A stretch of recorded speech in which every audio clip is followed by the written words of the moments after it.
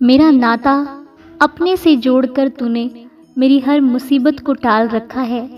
मैं तो कब की मिट गई होती। हे साईं, मुझे तो बस तूने संभाल रखा है। ओम श्री साईनाथाय नमः।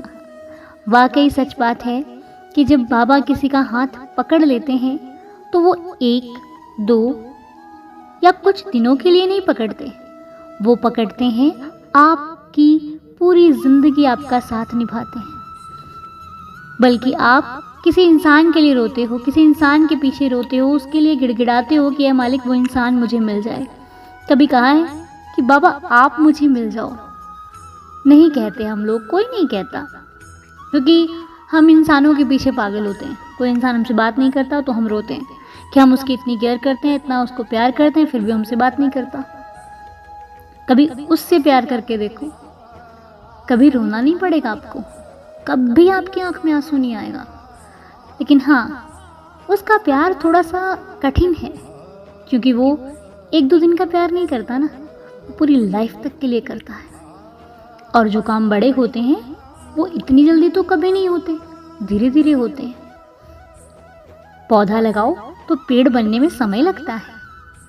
छोटा सा बच्चा होता है ना, वो बड़ा होने में उसको भी समय लगता है, कुछ समय जाता है। हम उसको सिखाते हैं, संस्कार देते हैं, अच्छे स्कूल में डालते हैं, हम उसकी देख रेख करते हैं, ये देखते हैं कि उसके फ्रेंड्स कौन से हैं, क्या है क्या नहीं, तब जाके उसको बड़ा होकर वो एक अच्छा इंसान बनता है। हम लोग, हमारे माता पिता ने हमारी बहुत अच्छी देख रेख की, हमें अच्छे से सिखाया पढ़ाया, तब जाकर आज हम आपके सामने बात कर पा रहे हैं और आप हमसे बात कर पा रहे हैं, हमें सुन पा रहे हैं।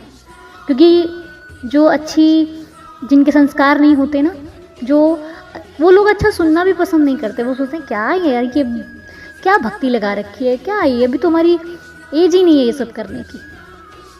तो एज होती नहीं है, वो अपने आप आती रहती है, और जब उनकी एज आती है वो करने की, तब तक वो करने लायक ही नहीं होते। इसलिए दुनिया तो बहुत कुछ कहती है, हमें वो करना है जो हमारे फ्यूचर के लिए अच्छा हो। साईं का हाथ पकड़कर चलना है। और रही बात, आपको पता कैसे लगेगा? बहुत लोगों के सवाल होते हैं कि हम तो बाबा को मानते हैं पर फिर भी प्रॉब्लम्स नहीं जाती, हमने 9 गुरुवार किए, व्रत किए, फिर भी प्रॉब्लम नहीं जाती। मैं क्या बताऊं आपको, मैंने आज तक जितने भी बाबा के व्रत किए हैं, वैसे तो साईनाथ ने कभी नहीं कहा व्रत करने को, कभी नहीं कहा। बाबा तो ये कहते हैं कि तुम पहले खा कर आओ फिर मेरे पास आओ, क्योंकि भूखे पेट भजन नहीं होते। भूखे पेट तुम आओगे, अगर भूखे रहकर मेरी पूजा करोगे तो तुम्हारा मन भूख की तरफ होगा, खाने की तरफ होगा, और तुम मेरे पास नहीं बैठ पाओगे अच्छे से। इसलिए अपना पेट भर कर आओ और मेरे पास फिर बैठो। तो बाबा ने व्रत करने को नहीं कहा, लेकिन हमारी श्रद्धा है जो हम व्रत रखते हैं। और जब भी मैंने व्रत रखे हैं तो मेरी जो विश है वो बाबा ने पूरी की है। कभी तो 2-4 व्रतों में कर दी और कभी उद्यापन करते करते कर दी। ऐसा ही एक मेरी लाइफ से जुड़ा हुआ अनुभव मैं ज़रूर शेयर करूँगी आपके साथ बहुत जल्द।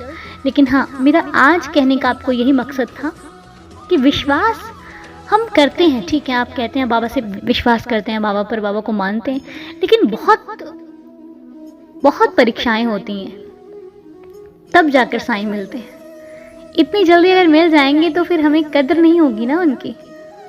हर चीज़ जो भी मेहनत से मिलती है ना, उसकी हम कद्र करते हैं, चाहे वो इंसान हो या फिर भगवान। क्योंकि बहुत से लोग ऐसे हैं जिनको कद्र किसी चीज़ की तब पता लगती है जब वो चीज़ उनके पास नहीं रहती। लेकिन हम रहते ही अपनी चीज़ को संभाल लेना चाहते हैं। हम अपनी चीज़ को दूसरों के पास नहीं जाने देंगे, क्योंकि वो हमारी है, सिर्फ हमारी है। और जो हमारा है वो हमारा ही था, हमारा ही है और हमारा ही रहेगा। हम नहीं दे सकते अपनी चीज़ किसी और को। हक है हमारा हमारे साईं पर। ठीक है। ओम साईं राम, जय साईं राम। अपने इरादों को और बढ़ाइए। बस हमें एक चीज़ का ध्यान रखना है कि हमारे अंदर गुरूर नहीं आना चाहिए, हमारे अंदर घमंड नहीं आना चाहिए कि हम तो सबसे, नहीं, ऐसा कुछ नहीं।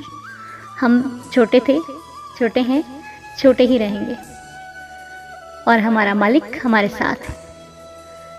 और जो लोग आपकी कदर नहीं करते ना, आपको दिखते हैं अरे इसके पास तो कुछ नहीं है।